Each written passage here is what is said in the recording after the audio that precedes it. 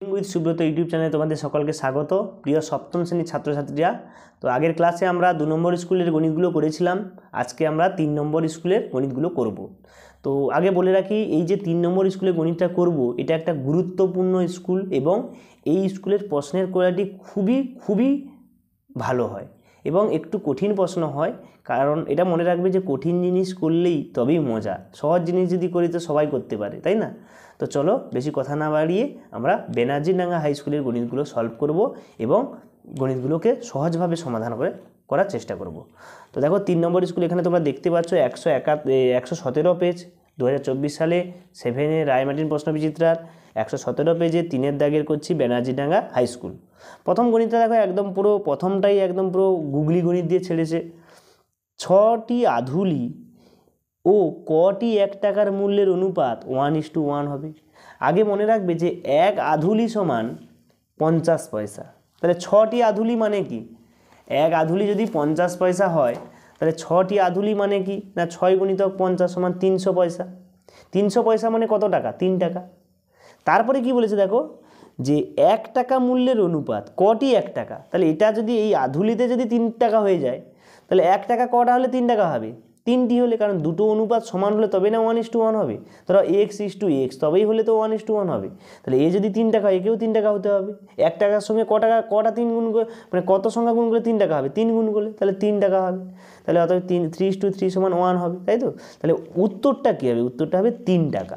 উত্তরটা হবে দেখো 3টি 1 টাকার মূল্যের অনুপাত হবে 1:1। 3টি 1 টাকা মূল্যের অনুপাত হবে 1:1। 1 নম্বরের গণিত দেখো ঘুরিয়ে পেঁচিয়ে দিয়েছে। 2 নম্বরটা কী বলেছে? 2 নম্বরে একটা সূচক দিয়েছে। দেখো তোমরা কেউ কখনো আন্দাজে এখান থেকে ঠিক চিহ্ন দেবে না, গণিতটা করে অ্যান্সার বার করবে, তারপরে দেবে এর মধ্যে কোনো একটাতে মিলবে, সেইভাবে করবে। দেখো চলো আমরা সেইভাবে করেছি। একটা সূচক দিয়েছে 3-এর কিউব 5⁶, এখানে 15⁶, তাই তো? তাহলে এবারে প্রথমে যেটা যেমন আছে তেমন আছে, 15কে 3:5 করলাম, এর মাথায় বসবে, এর মাথায় পাওয়ার বসবে, সূচকের নিয়ম তোমরা জানো। তো এবারে উপরে উঠলে কি বিয়োগ হয়, এরও উপরে উঠলে বিয়োগ হবে। তাহলে ভাগ যেহেতু আছে বিয়োগ, আর ভাগ যেহেতু বিয়োগ, এটা বিয়োগ করে কত হবে? -3। এটা করলে কত হবে? 5⁵। 5⁵ মানে কি 1, আর -3কে যদি আমি নিচে লিখি তাহলে প্লাস হয়ে যাবে, +3³ তাহলে অ্যান্সারটা কী হবে? 1/3³। 1/3³ কোনটা আছে দেখো, এই যে সির দাগের অপশানটা। বইতেও তোমরা দাগ দেবে না, কারণ যখন তোমরা প্র্যাকটিস করবে তখন উত্তরটা দেখলে আর গণিত করতে ইচ্ছা হবে না। তো এটা অ্যান্সার কত হবে না, সির দাগের 1/3, 3-এর কিউব। নেক্সট গণিত কী বলেছে দেখো, যে একটা সরল দিয়েছে -6 ভাজিতক -1 -2 এর সরলতম মান কত? তো আমরা ভাগটা করব, আমরা খুব সহজেই ভাগ শিখেছি, অনেকটা এই গণিতগুলো করেছি। তো -6 ভাজিত, এখানে দেখো এই হবে -1 -1 -1 যোগ করলে -3, তাহলে -6কে যদি -3 দিয়ে ভাগ করি, -6 -3 কাটবে, 3 দুগুণে 6, অ্যান্সার কত? 2। তাহলে অপশান কতটা ঠিক হবে না, দেখো 2 অপশান আছে, ডির দাগ, এটা ডিটা। এবার বলেছে -1 থেকে -5-এর মধ্যে কটি পূর্ণ সংখ্যা আছে? দেখো -1, তাহলে -2 -3 -4, তারপরে না -5, তাহলে কত হবে? 3টে, -2 -3 -4, এই 3টে পূর্ণ সংখ্যা আছে, ঠিক আছে? পরের প্রশ্ন কি বলেছে দেখো, একটা স্টার চিহ্ন দিয়ে মধ্য সমানুপাতি বা কমিক সমানুপাতি আছে, মধ্যপদটি কী হবে?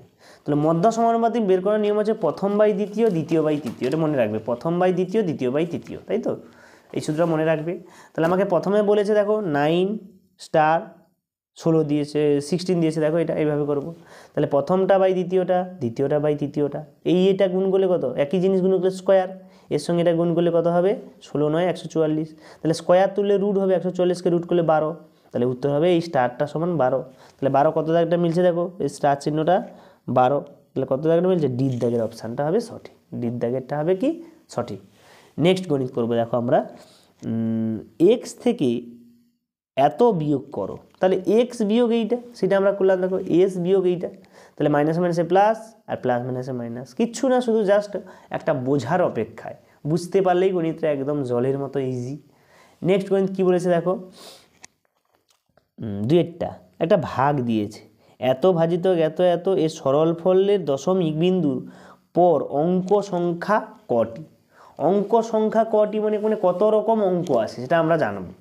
তো প্রথমে দেখো সরলটা করেছি, এটাকে এটাতে ভাগ করলে 1800 হয়। 1800কে যদি 0.06 দিয়ে ভাগ করি কত হবে 19666 দশমিক আবার 666। তাহলে দেখো দশমিক বিন্দুর পরে যে সংখ্যাগুলো আছে একটাই সংখ্যা না 6, তাহলে এর উত্তরটা হবে দশমিক বিন্দুর পরে একটাই সংখ্যা, সেটি হলো 6। এই 6টা বারবার আছে, তাহলে একটাই সংখ্যা বারবার ঘুরে আসছে। নেক্সট ওয়ান কী বলেছে দেখো, একটা সূচক দিয়েছে x⁻8/x⁻3 ইন্টু x⁻−5। তো সেটা দেখো সূচকটা করেছি আমরা। তো এটা ভাগ আছে যেহেতু বিয়োগ হবে 8 - 3, এটা যেমন আছে তেমন।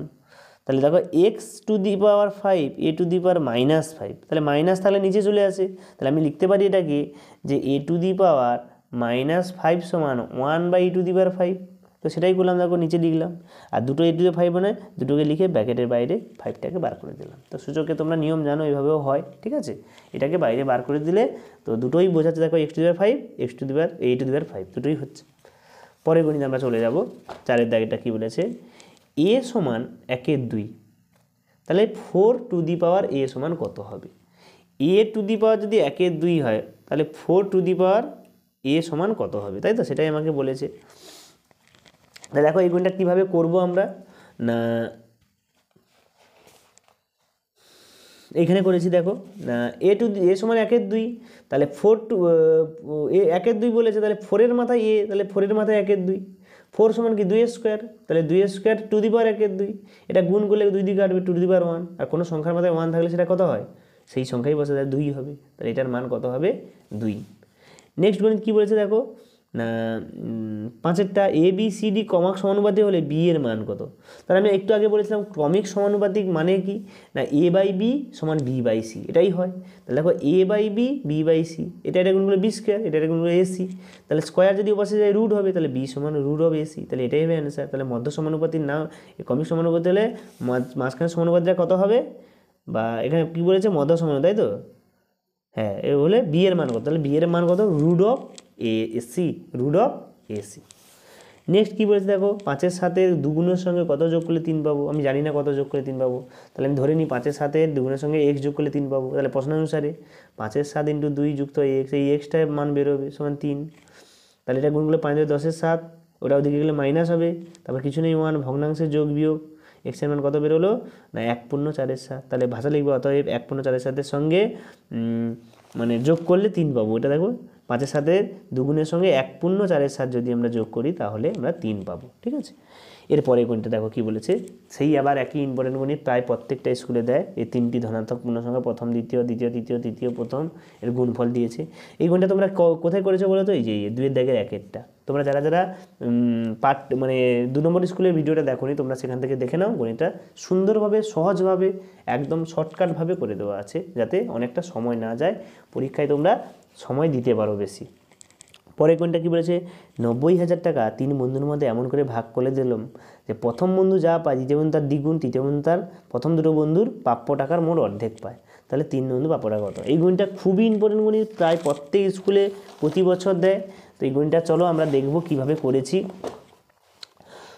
তাহলে আমরা এই গণিতটা যে বললাম যে 3-এর দাগের 1-এরটা সেট 2 ভিডিওতে আছে, 2-এর দাগের 1-এ, তাই তো। এরপরটা দেখো, প্রথম বন্ধু x পায়, আর গণিতে কী বলেছিল, প্রথম বন্ধু যা পায় দ্বিতীয় বন্ধু তার দ্বিগুণ পায়। তাহলে প্রথম বন্ধু x, দ্বিতীয় বন্ধু দ্বিগুণ, আর তৃতীয় বন্ধু এই দুটো যোগফল বাই 2, এই দুটো যোগফল করলে 3x/2। তাহলে 3টের অনুপাত আমরা দিয়েছি x কাটবে 1:2:3 আর 2টা ওদিকে গুণ হবে 2 2 × 4, তাহলে 2:4:3। তাহলে এদের মোট অনুপাত কত হবে, মোট অনুপাত হবে 10, তাই তো। তাহলে এবারে প্রথম বন্ধু 2/, এর আনুপাতিক ভাগাহার, দ্বিতীয় বন্ধু 4/, আনুপাতিক ভাগ মানে যোগফলটা, এটাকে আনুপাতিক ভাগাহার বলে। তাহলে আমাকে শুধু কিছুই বলেনি, আমাকে বলেছে শুধু দ্বিতীয় বন্ধু কত টাকা পাবে। তাহলে আমি প্রথম আর তৃতীয়টা বার করবো না। দ্বিতীয় বন্ধু আনুপাতিক ভাগাহার কত হবে গো, 4/10। তাহলে এটা কি দ্বিতীয় বন্ধু হবে 9,000 × 4/10, কাটাকাটি করলে কত 3600 টাকা। তাহলে দ্বিতীয় বন্ধু কত টাকা পাবে, তার প্রাপ্য টাকা আছে 3600 টাকা। চলো পরের গণিতে আমরা চলে যাই। 3-এর দাগের স্কুল কিন্তু খুবই ইম্পর্টেন্ট, একটু ভালো ইম্পর্টেন্ট গণিতগুলোই দিচ্ছে। তো এরপরে দেখো 3-এর দাগেটা 4 অঙ্কের কোন বৃহত্তম সংখ্যা এত দ্বারা বিভাজ্য। এই বিভাজ্য কথাটা বললে যে এটা দ্বারা বিভাজ্য, তার জন্য আমাকে কী করতে হবে, লসাগু করতে হবে। লসাগু দেখো করলাম, 2 দিলাম 6 দুগুণে 12, 9 দুগুণে 18, 15 দুগুণে 30, 3 দুগুণে 6, 3 3 9, 3 5 15। দেখো দুটো 2 পাচ্ছি, দুটো 3 পাচ্ছি, একটা 5 আলাদা। তাহলে 5 দিয়ে গুণ করবো। দেখো পূর্ণবর্গ সংখ্যা করতে হলে দুটো করতে হবে, তো তাই জন্য আমরা দুটো 5 করে দিলাম। দুটো 5 দিয়ে গুণ করা হচ্ছে 900। এবার 900-র সঙ্গে এটা মনে হবে পূর্ণবর্গ সংখ্যার সঙ্গে পূর্ণবর্গ সংখ্যা গুণ করলে পূর্ণবর্গ সংখ্যাই পাওয়া যায়। অর্থাৎ 3 একটা 9 একটা পূর্ণবর্গ সংখ্যা, 4 একটা পূর্ণবর্গ সংখ্যা, গুণ করলে 36, এটা একটা পূর্ণবর্গ সংখ্যা 6 স্কোয়ার, তাই না? তো সেরকম এই যে পূর্ণবর্গ সংখ্যাটা, এর সঙ্গে আমরা কি পূর্ণবর্গ সংখ্যা গুণ করবো। প্রথমে ছোটো পূর্ণবর্গ সংখ্যা কি 4, 9, 16 এইগুলো দিয়ে গুণ করবো। তাহলে প্রথমে যখন 4 গুণ করি 3600, কিন্তু আমাকে এখানে বলেছে কত, 4 অঙ্কের বৃহত্তম সংখ্যা, তাই না? তাহলে 3600-এর পরেও বড় থাকতে পারে, এই জন্য 9 ট্রাই করলাম। 9 দিয়ে গুণ করে কথা হচ্ছে 81, এটাও 4 অঙ্কের সংখ্যা। আর যখন তারপরে 16 দিয়ে করলাম তখন কি 5 অঙ্কের সংখ্যা হয়ে যাচ্ছে। তাহলে অ্যান্সার কোনটা হবে, এই যে এইটা, কারণ আমাকে 4 অঙ্কের বৃহত্তম সংখ্যা চাইছে, এটা বড়, এর থেকে যেটা হচ্ছে 5 অঙ্কের, তাহলে পূর্ণবর্গ সংখ্যাটা হবে 8100। লাস্ট গণিত বলছে, একটা বন্যা শিবিরে 4000 জন লোকের 190 দিনের খারাপ মজুর ছিল। 30 দিন পর 800 জন চলে গেলেন, যারা রয়ে গেলেন অবশিষ্ট খাতা তারা কতদিন চলবে। তাহলে দেখো কতদিন ছিল, 190 দিন, তাই তো? তাহলে 190 দিনে খাবার মজুদ ছিল, তারপরে কি মাঝখানে 30 দিন পর চলে যায়। তাহলে প্রথমে 4000 জন লোক ছিল, তার জন্য 160 জনের দিন ছিল, তার 30 মানে 30 দিন পর বলে, তাহলে 30টা বিয়োগ হবে, 190 থেকে 30 বাদে 60 হবে। আর প্রথমে 4000 লোক ছিল, সেখান থেকে কতজন চলে গেছে গো, 800 লোক চলে গেছে, তাই না? 800 লোক চলে যায়, হ্যাঁ 800 জন লোক চলে, তাহলে 800 বিয়োগ করলে কত হবে, 4000 থেকে 800 বিয়োগ করলে 3200। তাহলে কি লোক যদি কমে, দিন বেশি দিন ধরে খাবে, তাই না? তাহলে এটা কি ব্যস্ত সম্পর্ক। তাহলে ব্যস্ত সম্পর্ক অনুপাতটা দেখো এইভাবেই হবে, দিন সংখ্যা সমান না, এই বাস্তব হলে পাল্টায় না। তাহলে প্রথমে 160 গুণিতক এইটা বাই এটা, যেমন আছে তেমন কাটাকাটি করলে কি 200 দিন। তাহলে অবশিষ্ট খাদ্য তাদের কদিন চলবে, 200 দিন ধরে চলবে। তাহলে এই পর্যন্ত তোমাদের আজকে সেটটা এই পর্যন্ত শেষ হয়ে গেল। এবারে তোমাদেরকে বলা, যারা চ্যানেলে নতুন আছো তোমরা সাবস্ক্রাইব করো, বন্ধুদেরকে শেয়ার করো, এবং তোমাদের যদি কোনো সমস্যা থাকে কমেন্টে জানাও। যে কোনো ক্লাসের যদি তোমরা কোনো সাবজেক্টের উপরে যদি সলিউশন চাও, সমাধানগুলো চাও, আমরা অবশ্যই করে দেবো। তোমরা কমেন্টে লেখো কার কী সমস্যা। আজকের মতো এই পর্যন্ত, সকলকে ধন্যবাদ।